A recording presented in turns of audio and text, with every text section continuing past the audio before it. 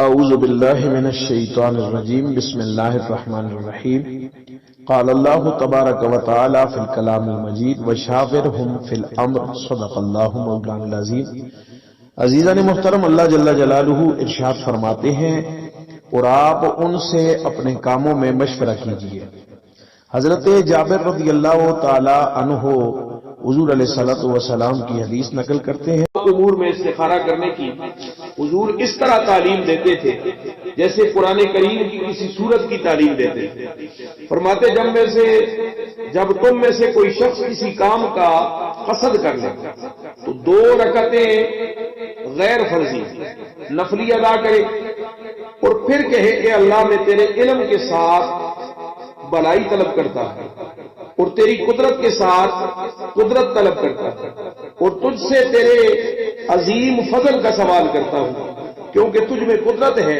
اور میرے پاس قدرت نہیں، تو جانتا ہے اور میں نہیں جانتا اور تو غیبوں کو خوب جاننے والا ہے۔ اے اللہ، اگر تیرے علم میں یہ بات میرے لیے بہتر ہے، میرے دین، میری معیشت اور میرے انجام کے لحاظ سے، یا آپ نے یہ الفاظ فرمائے کہ میری دنیا میری آخرت کے لحاظ سے، تو اس کو میرے لیے مقدر فرما دے، اسے میرے لیے آسان کر دے اور میرے لیے اس میں برکت عطا فرما۔ اور اگر تیرے علم میں یہ کام میرے لیے برا ہے، میرے دین، میری معیشت اور میرے انجام کے اعتبار سے، یا یہ الفاظ فرمائے کہ میری دنیا اور میری آخرت کے لحاظ سے، تو اس کو مجھ سے دور فرما دے اور مجھے اس سے دور کر دے اور بھلائی جہاں بھی ہو اسے میرے لیے مقدر فرما دے، پھر مجھے اس پر راضی کر دے۔ فرمایا اور اپنی حاجت کا ذکر کرے، جس حاجت کے لیے وہ استخارہ کر رہا ہے اس حاجت کا ذکر کرے، یعنی 2 نفل پڑھ کے پھر اس طرح دعا کرے اور اپنی حاجت اللہ کی بارگاہ میں پیش کرے۔ یہ استخارہ کا طریقہ ہے۔ پھر سو جائے رات کو، اللہ سبحانہ وتعالیٰ اس بات کا بہتر یا برا انجام جو بھی ہوگا اسے خواب میں دکھلا دے۔ اگر ایک دن ایسا کرنے سے نہ ہو تو دوسرے دن پھر استخارہ کرے، اور اگر دوسرے دن نہ ہو تو پھر تیسرے دن پھر کرے، جب تک اسے اس کام کا صحیح انجام معلوم نہ ہو جائے اس وقت تک وہ استخارہ اس انداز میں اس دعا کے ساتھ کرتا رہے، تو اسے اللہ سبحانہ وتعالیٰ اس کام کا بہتر یا برا انجام اسے دکھلا دے گا، پھر اس پہ وہ عمل کرے۔ اور جب بھی کوئی معاملہ ہو تو فرمایا ایک دوسرے کے ساتھ مشاورت کرو، مشورہ کرو، اور مشورہ کرنے سے مسئلے کا جو ہے صحیح حل وہ آدمی کو پتہ چل جاتا ہے۔ جب اس نے کوئی معاملہ کرنا ہو تو وہ مشورہ کرے اپنے مسلمان بھائیوں سے، اپنے عزیز و اقارب سے، اپنے گھر والوں سے، وہ مشورہ کرے اور پوچھے کہ میں یہ کام کرنا چاہتا ہوں، کیا اس میں میرے لیے خیر اور بھلائی ہے؟ کیا آپ یہ سمجھتے ہیں کہ میرے لیے یہ کام بہتر ہوگا؟ تو اگر مشورہ کر کے کسی کام کو کرے گا تو اللہ تعالیٰ اس میں اس کے لیے برکت عطا فرمائے گا اور اس کی بہتر صورت اللہ سبحانہ وتعالیٰ اس کے لیے مقدر فرمائے گا۔ اور وہ پرانے سیانے لوگ کہا کرتے تھے کہ اگر مشورہ کرنے کے لیے کوئی آدمی نہ ملے تو دیوار کے ساتھ مشورہ کر سکتے، گھر میں جو ستون ہے نا اس کے ساتھ مشورہ کر لو۔ مشورہ کرنے میں اللہ نے اتنی برکت اور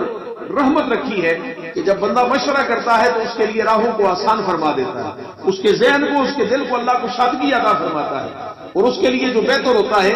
وہ اللہ سبحانہ وتعالیٰ مقدر فرما دیتا ہے۔ اور پھر دوسری جگہ اللہ سبحانہ وتعالیٰ نے فرمایا وَتَعَاوَنُوا عَلَى الْبِرِّ وَالتَّقْوَىٰ، نیکی اور پرہیزگاری کے کاموں میں ایک دوسرے کے ساتھ تعاون کرنا چاہیے۔ جب کوئی مشورہ طلب کرے تو پھر اسے بہتر مشورہ دو ایک مسلمان اور مومن ہونے کی حیثیت سے۔ یہ نہ ہو کہ کوئی آپ سے مشورہ طلب کرے اور آپ اسے اس کی غلط تعبیریں کر کے غلط راستہ بتا دیں جس میں اس کے لیے دنیا آخرت کا نقصان ہو، اس کی معیشت کا نقصان ہو یا اس کے دین کا نقصان ہو۔ تو اس اعتبار سے ایک مومن کا یہ فرض ہے کہ اگر اس کے ساتھ کوئی دوسرا مومن مشورہ کرتا ہے، اس سے صلاح کرتا ہے، اس سے کسی کام کے بارے میں وہ اچھی رائے چاہتا ہے، تو بحیثیت مومن آپ سوچ سمجھ کر اسے اچھا مشورہ دیں۔ یہ دیکھیں کہ یہ کام کرنے میں اس کے لیے کتنی دنیا کی بھلائی ہے، کتنی آخرت کی بھلائی ہے، اس کے لیے اس میں کتنا دنیا کا نفع ہے، کتنا آخرت کا نفع ہے، کتنا معیشت کا نفع ہے، دین کے اعتبار سے، ایمان کے اعتبار سے، یعنی ہر جہت کے اعتبار سے آپ سوچ سمجھ کر اسے بحیثیت مسلمان اچھا مشورہ دیں تاکہ اسے کوئی دین اور دنیا کا یا آخرت کا کوئی نقصان نہ اٹھانا پڑے۔ اللہ سبحانہ وتعالی جل مجدہ الکریم بحیثیت مسلمان ہمیں ہر نیک کاموں کے لیے، اچھے کاموں کے لیے یا اپنے دنیاوی کاموں کے لیے استخارہ کرنے کی جو کہ سنت ہے، اور پھر اس کے بعد اچھا مشورہ لینے کی اور اچھا مشورہ دینے کی اللہ ہمیں توفیق عطا فرمائے۔ وآخر دعوانا ان الحمدللہ رب العالمین۔